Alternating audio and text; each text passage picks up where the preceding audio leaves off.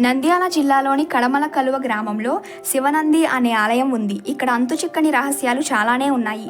ఈ ఆలయాన్ని 1600 సంవత్సరాల క్రితం చాణక్య కుమారుడైన పులకేశి కట్టించారట. ఇక్కడ మొత్తం 101 శివలింగాలు ఉండగా వాటిలో చాలా వరకు భూస్థాపితం అయిపోయాయి. ఇక్కడ ఉన్న ప్రధాన శివలింగం దాదాపు 72 అడుగుల పొడవు ఉంటుంది. ప్రతి శివరాత్రి రోజున అర్ధరాత్రి 12 నుండి 1 గంట సమయంలో 5 శిరస్సులు గల నాగపాము వస్తుంది.